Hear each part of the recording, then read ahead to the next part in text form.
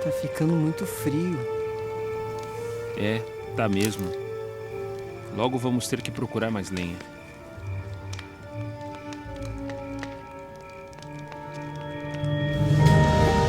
Meu Deus, Jeová, o que é Já isso? amanheceu? O que tá acontecendo? Eles são anjos?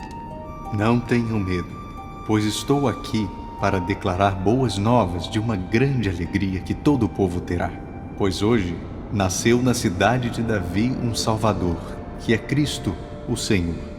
E este será o sinal: acharão um bebê enrolado em panos e deitado numa manjedoura. Glória a Deus nas maiores alturas, e na terra paz entre os homens de boa vontade. Glória a Deus nas maiores alturas, e na terra paz entre os homens de boa vontade. Glória a Deus nas maiores alturas, e na terra paz entre os homens de boa vontade.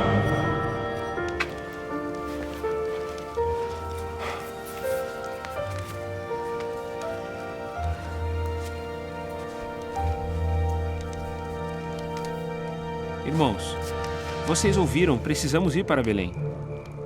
Temos que ver o que aconteceu. Já vai amanhecer. Vamos juntar o rebanho e partir agora.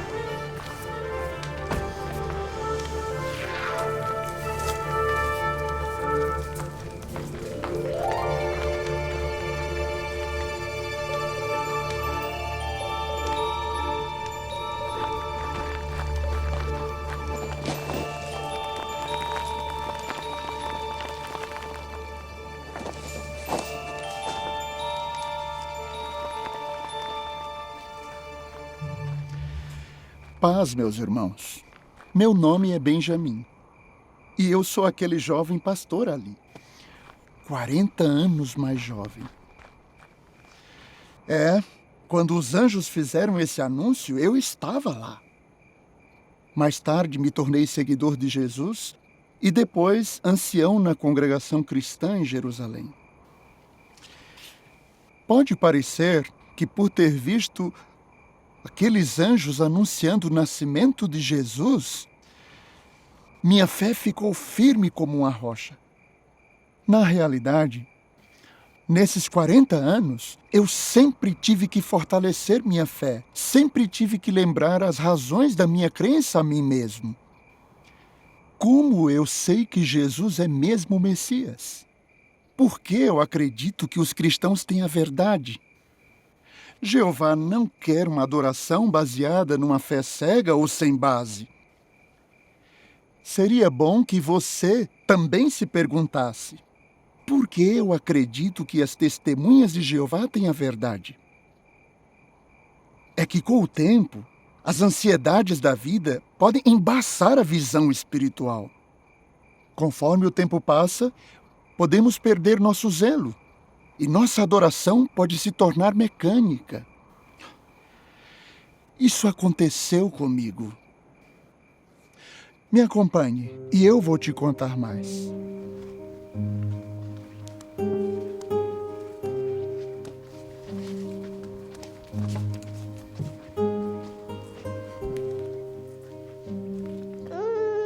Ver Jesus quando ele ainda era bebê foi uma grande honra. Mas isso era exatamente o que ele era. Um bebê. Apenas um bebê indefeso. Esse recém-nascido era igualzinho a qualquer outro bebê. Semanas e meses se passaram e comecei a me perguntar: será que essa criança, por mais bela que seja, é mesmo o prometido Messias? É difícil explicar. Mas com o passar do tempo, eu parei de pensar no milagre que tinha visto com meus próprios olhos naquela noite em que os anjos apareceram. Jesus cresceu, um menino saudável e bem comportado. De várias maneiras, ele era igual a qualquer menino. Ali está ele, aos 7 anos, brincando com seus amigos. Consegue dizer qual deles é Jesus? Não consegue. Haviam-se passado 7 anos, desde que os anjos anunciaram seu nascimento, mas ainda não havia provas claras de que o Messias tinha chegado. O menino continuou a crescer, ficando forte e cheio de sabedoria. Certamente ele tinha o favor de Deus. Trabalhando com seu pai, José, ele aprendeu a ser carpinteiro. 12 anos se passaram. Isso foi um bom tempo. Mas eu não conseguia ver o Espírito de Deus atuando em Jesus da mesma forma que atuou nos profetas antigos, como Moisés e Elias. Aí comecei a duvidar de novo. Até que um dia, depois de eu ter implorado a Jeová por mais fé, ele me fez lembrar. Eu me lembrei dos anjos naquela noite, do que eles disseram 12 anos atrás. E me lembrei de algumas profecias que se cumpriram perfeitamente no nascimento de Jesus. Eu não tinha do que duvidar. Havia muitas provas de que Jesus era o prometido Messias. O que eu tinha que fazer era esperar. Sim, esperar em Jeová. Daí, para minha surpresa, uma coisa aconteceu. Vem comigo e vou te contar o que foi.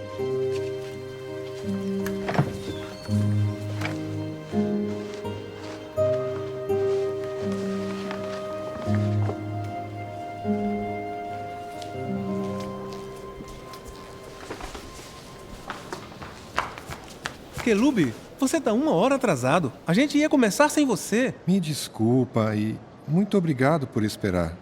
Não queria perder nosso encontro hoje. E como tá esse menino? Menino? Para alguém que só tem 12 anos, o conhecimento que esse jovem tem é surpreendente. Surpreendente é pouco. Estamos impressionados com o conhecimento e as perguntas dele. Jesus, por favor, senta aqui no meio. Aí eu posso te ouvir melhor. Quero muito aprender com vocês. Eles acabaram de ler para mim uma das profecias sobre o Messias. Tenho uma pergunta sobre a vinda dele. Meu jovem, tem certeza de que quer falar de assuntos tão profundos? Essas profecias são tão complexas e seu significado ainda causa polêmica. O que exatamente você quer saber sobre o Messias? Primeiro, qual é o propósito de Deus para o Messias? Essa é fácil, meu filho. Eu tenho aqui comigo um rolo de Isaías. Aqui diz: a expansão do seu reinado e a paz sobre o trono de Davi e sobre o seu reino não terão fim, de modo que este será estabelecido firmemente e amparado por meio da justiça e da retidão, desde agora e para sempre. Isso. Fica claro que o Messias vai governar o povo de Deus, nos libertar da opressão dos gentios, restabelecer o trono de Davi e trazer paz eterna. Posso ver o rolo? Que passagem bonita. Gosto muito dessa parte aqui, que diz: porque um menino nos nasceu, um filho nos foi dado, e o reinado estará sobre os seus ombros. Ele receberá o nome de Maravilhoso Conselheiro, Deus Poderoso, Pai Eterno, Príncipe da Paz. Isso, Pai Eterno e Paz Eterna. Mas daí vem outra dúvida.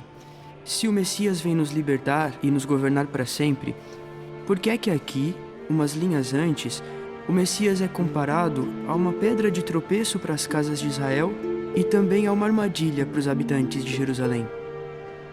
E a profecia não diz também que ele seria cortado da terra dos vivos, esmagado e considerado um transgressor? O que isso quer dizer?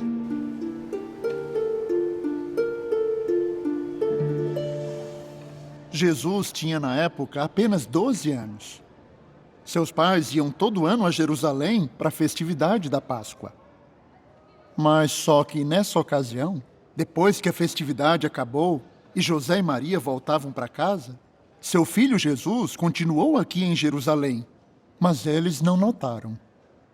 Eles acharam que Jesus estava com o grupo e foi só no outro dia que começaram a procurar por ele entre os parentes e conhecidos. Como não encontraram, José e Maria voltaram a Jerusalém e o procuraram por toda parte.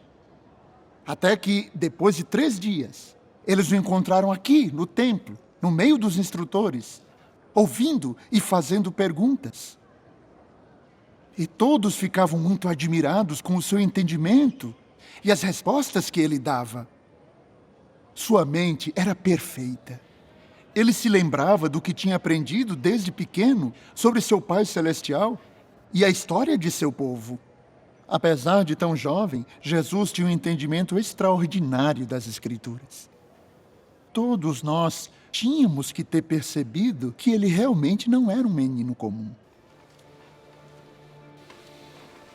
O menino fez uma excelente pergunta. Quelube, Deuel, e agora? Respondam! Meu filho, esses assuntos são mistérios de Deus. Além disso, você precisa entender que não dá para interpretar literalmente cada palavra das profecias. Desculpem minhas perguntas, mas se nem sempre elas devem ser entendidas literalmente, que garantia temos de que o Messias é uma pessoa real e que não simboliza outra coisa? Temos que admitir, as perguntas do menino são válidas. Jesus, qual é a sua opinião sobre esse assunto? Meus pais sempre me ensinaram que o Messias é real. Mas e se a missão, a vida e a obra dele na Terra forem bem diferentes do que a maioria espera? Entendo que, por fim, pessoas de todas as nações serão abençoadas por meio dele. Eu já estou velho, e muito. Eu só espero que eu possa viver para ver esse dia. Quando você acha que o Messias vai chegar? Sabe, meus instrutores, eu também aprendi que nosso Pai, Jeová, tem autoridade sobre os tempos e as épocas. Enquanto isso, eu tento ao máximo me aproximar dele e fazer o que ele manda. Eu nunca vi um jovem falar com tanta sabedoria.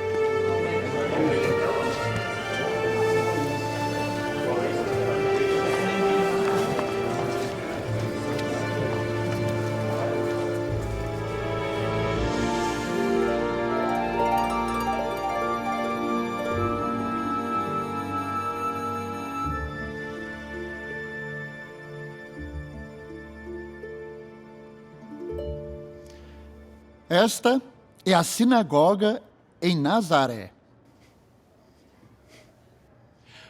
Existem muitas sinagogas em Israel e em outras terras também.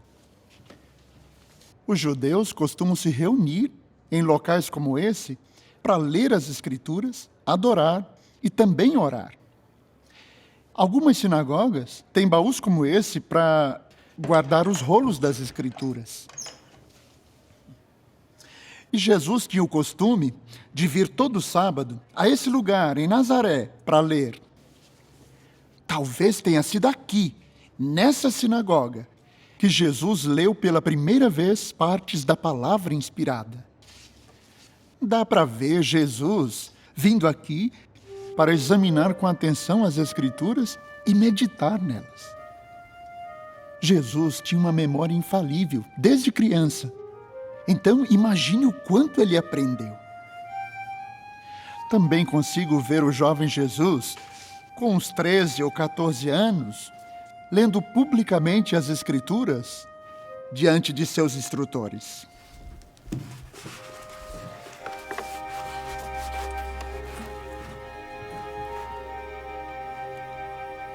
Escute, ó Israel. Jeová, nosso Deus, é um só Jeová. Ame a Jeová, seu Deus, de todo o seu coração, de toda a sua alma e de toda a sua força. Estas palavras que hoje lhe ordeno devem estar no seu coração, e você deve inculcá-las a seus filhos e falar delas sentado na sua casa, andando pela estrada, ao se deitar e ao se levantar. Amarre-as como uma recordação na sua mão, e elas devem ser como uma faixa na sua testa. Escreva-as nas laterais da entrada da sua casa e nos portões da cidade.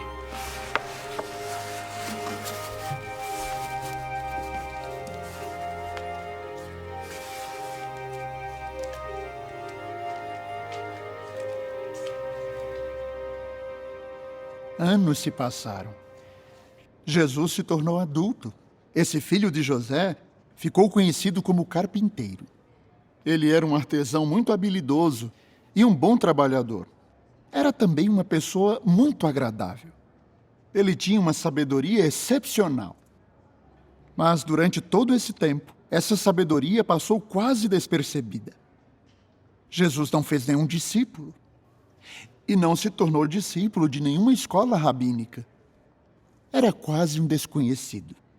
Não tinha feito nenhum milagre. Não havia nenhum sinal evidente de que ele era o Messias. Até que certo dia, ele foi batizado nas águas do Rio Jordão. Enquanto ele orava, ele viu o céu se abrir e viu o Espírito Santo descendo sobre ele em forma de uma pomba. E o próprio Deus falou lá do céu. Você é meu filho, o amado. Eu o aprovo. Essa era uma prova clara de que Jesus era mesmo o Messias. A voz do próprio Jeová o identificou como Salvador. Saber disso mexeu profundamente comigo. Fortaleceu a minha fé. E eu tive certeza de que Deus tinha feito com que Jesus se tornasse tanto Senhor como Cristo.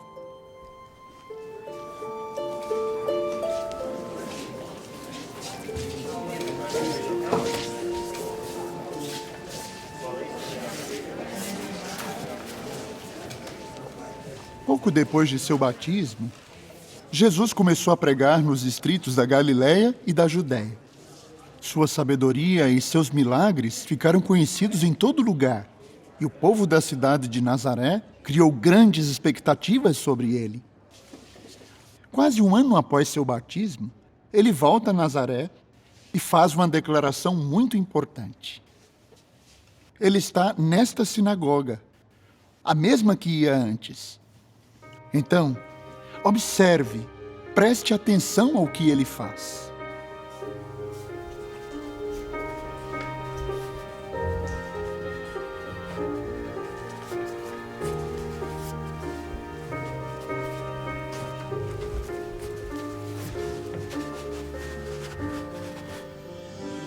No rolo de Isaías, o profeta diz: O Espírito de Jeová está sobre mim, porque ele me ungiu para declarar boas novas aos pobres. Enviou-me para proclamar liberdade aos cativos e recuperação da visão aos cegos, para dar livramento aos esmagados, para pregar o ano aceitável de Jeová.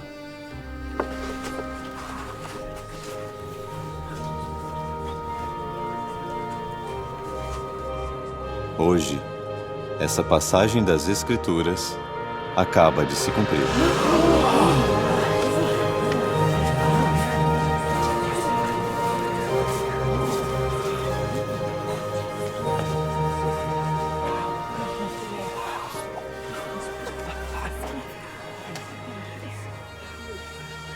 Esse acontecimento foi marcante.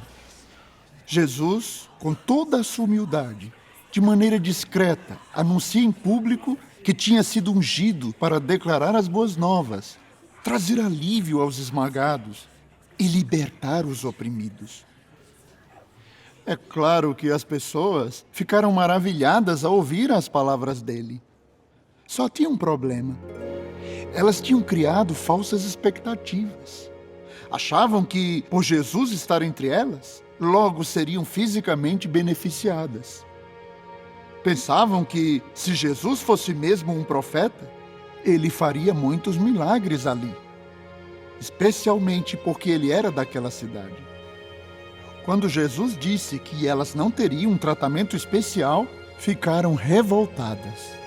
A multidão, que pouco antes o honrava, virou uma turba violenta, decidida a matá-lo.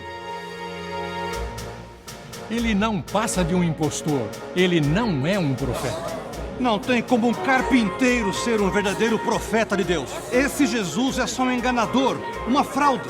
Tirem ele da sinagoga. Joguem ele do precipício.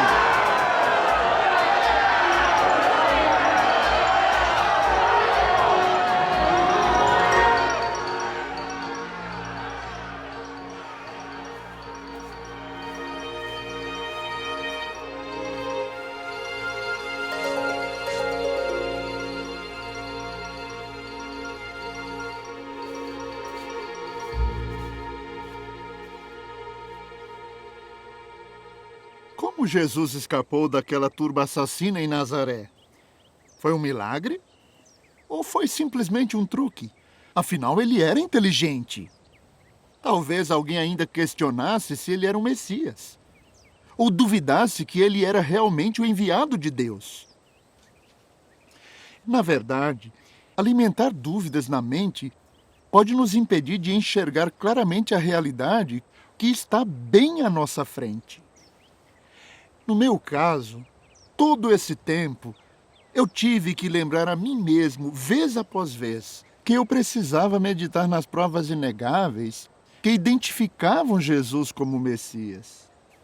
Foi assim que eu fortaleci minha fé e aumentei a convicção sobre o que eu acredito. Que Deus, com certeza, fez de Jesus tanto o Senhor como o Cristo. Venha e veja você mesmo mais algumas provas incontestáveis.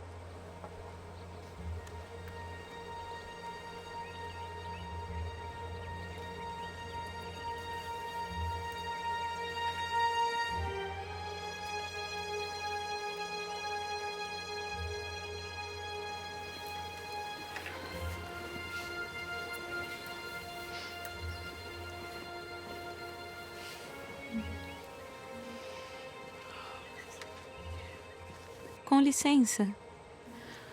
Ouvi dizer que Jesus, o Nazareno, está por aqui. Vocês o viram? Por que você quer encontrá-lo? Você também é uma discípula? Ou uma serva dele? Ouvi dizer que a multidão é tão grande que vai ser difícil você se aproximar de Jesus. Quanto mais falar com ele.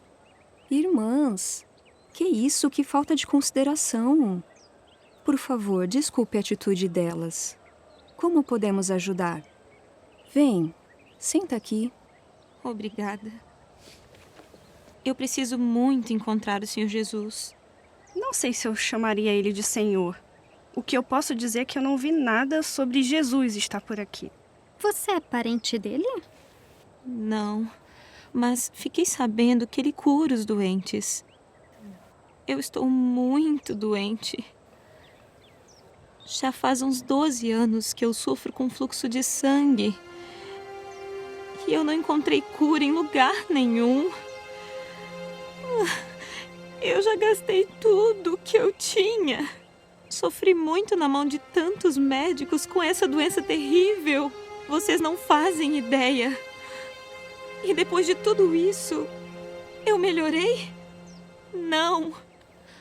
Eu só fiquei pior. Foi quando eu ouvi falar de Jesus e de todos os milagres que ele realizou. Acredito no poder que ele tem. É claro que foi Deus que o enviou. Ele pode me curar. Se eu tocar na sua roupa, mesmo que seja apenas na pontinha dela, vou ficar boa. Se não, eu sei que eu vou morrer.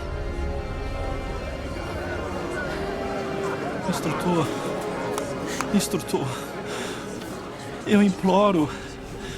Minha filhinha está muito doente. Por favor, vem e coloque as mãos sobre ela para que ela fique boa. Por favor, venha até minha casa. Jesus, ele é Jairo, um dos presidentes da sinagoga. Ele quer muito a sua ajuda. Jairo, onde ela está? Me leve até ela. Ela é uma menina linda, minha única filha. Ela só tem 12 anos e está morrendo. Vem, por favor, depressa. Sim, eu vou com você. Me mostre onde ela está.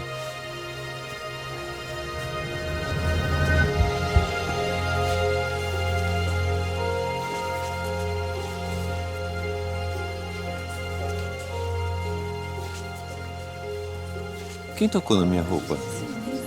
Quem me tocou? Não fui eu, Senhor. Pedro? Tiago? Foram vocês? Não, Senhor. Jesus, tem muita gente aqui e o Senhor quer saber quem te tocou? Alguém me tocou, porque poder saiu de mim. Mulher, você tocou no Senhor? Por favor, me perdoe, Senhor.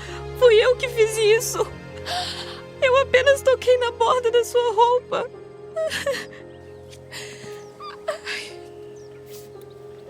Não tenha medo. Você não fez nada errado. Mas diga, por que tocou na minha roupa? Meu senhor, já faz uns 12 anos que eu estou doente.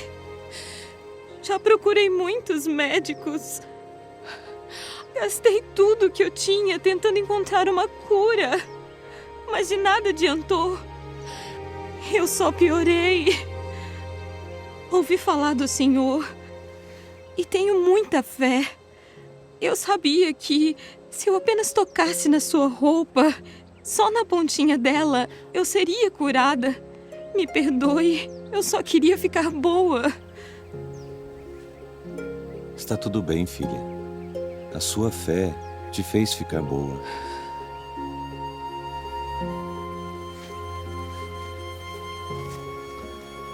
Vá em paz. Você está livre da sua doença.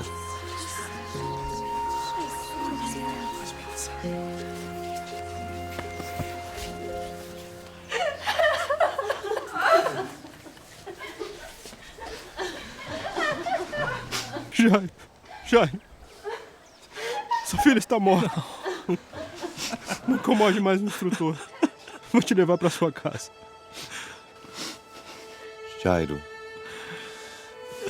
sinto muito por sua filhinha. Mas não tenha medo. Apenas tenha fé e ela será salva.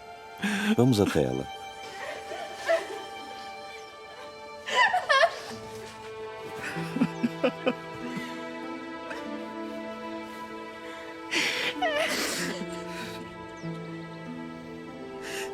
Não chorem, porque ela não morreu.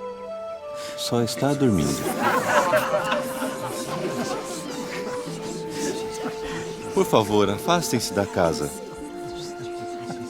Jairo, ninguém deve entrar. Vocês dois, venham comigo. Pedro, João, Tiago, por favor, venham.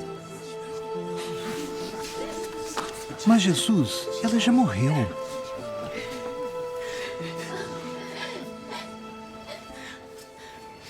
Vocês, por favor, esperem lá fora.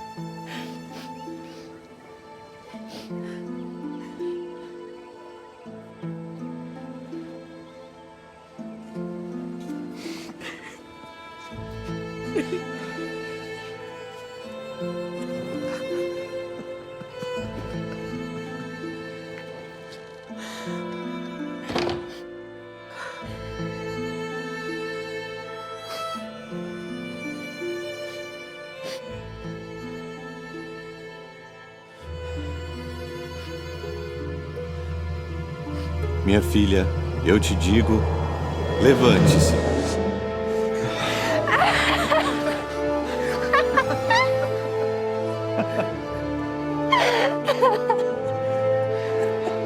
Instrutor, eu sempre vou ser grato. Minha única filha está viva. Obrigado. Muito obrigado.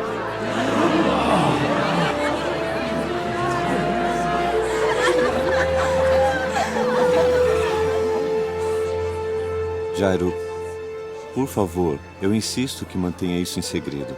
Não conte a ninguém que a menina estava morta e que foi ressuscitada.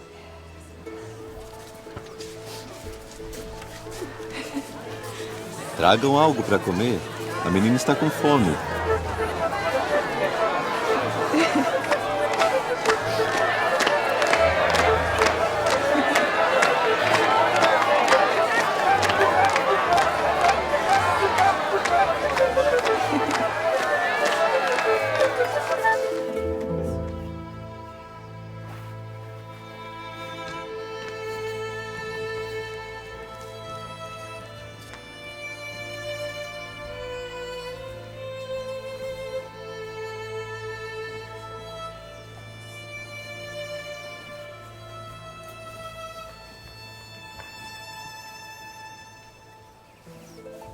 Ei, tem uma novidade. Ah, é? Conta, o que foi? Vai ter um bebê? Não vão acreditar. É sobre o que aconteceu na semana passada. O que aconteceu na casa de Jairo? É, e também o que aconteceu com aquela mulher. Ah, não vai me dizer que aqueles milagres foram reais. Pra mim, aquilo tudo não passou de um truque. Vocês não acreditam em nada mesmo, não é? Eu acredito tanto naqueles milagres que, ontem à noite, eu e meu marido decidimos seguir Jesus, ser seus discípulos. Eu não acredito! Você é inteligente demais para entrar naquela seita. E por que você tem tanta certeza de que foram mesmo milagres? Pense um pouco. Como você sabe que aquela mulher estava realmente doente? Isso foi o que ela disse. Quem garante que ela foi mesmo curada? E mesmo que tenha sido, será que foi mesmo um milagre? Para mim, aquela mulher parecia estar falando a verdade. Eu acredito nela. E quanto à filha de Jairo, ela estava morta. Morta! Mas Jesus fez ela voltar a viver. Eu estava esperando você falar isso, lembra? Eu estava lá. Eu vi quando Jesus expulsou todo mundo da casa. Só ficou ele, 3 amigos e os pais. E só. Ninguém sabe o que aconteceu lá dentro. Exatamente. E a menina estava viva pouco antes de Jesus chegar. Como saber se ela morreu mesmo? Isso. E o próprio Jesus disse que ela não estava morta. Eu mesmo ouvi ele dizer, parem de chorar, pois ela não morreu, está dormindo. Dormindo.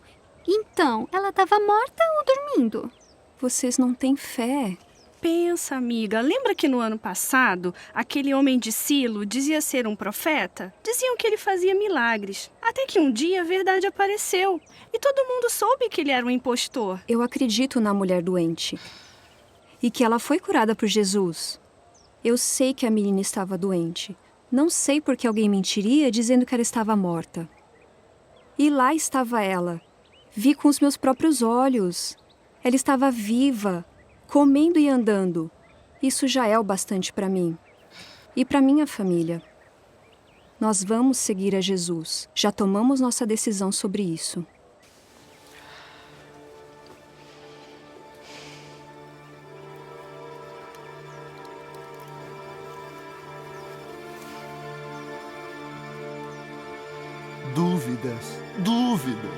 Dúvidas. Você viu como as dúvidas podem enfraquecer a fé de alguém? Então, o que fazer se tivermos dúvidas? Deixar para lá? Não pensar nelas? Essas 2 mulheres não tinham fé. Sua visão era carnal, sempre procurando falhas na verdade. Mas havia uma que tinha visão espiritual. Ela viu provas suficientes e tomou uma decisão. Em vez de evitar ou ignorar as perguntas, ela parou para pensar no que já sabia. Ela prestou atenção a todas as evidências. E não só isso, ela quis saber e aprender mais, e fez isso por se tornar uma discípula de Cristo. É o que devemos fazer com as dúvidas, resolvê-las. Como eu sei que Jesus é o Messias? Preciso sempre relembrar os fatos que eu conheço. Eu me lembro daquele dia, há 40 anos, quando vi os anjos anunciarem o nascimento de Jesus.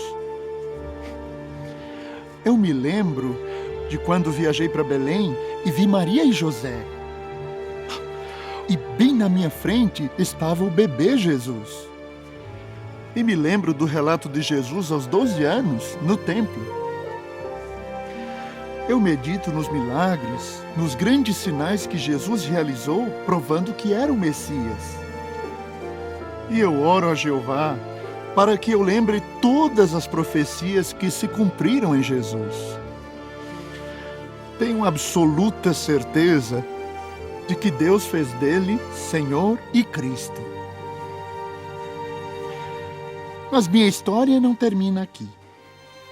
Quero contar sobre outros relatos da vida de Jesus que provam ainda mais que ele realmente é o Messias. Então, me acompanhe, porque eu tenho mais histórias fascinantes para você.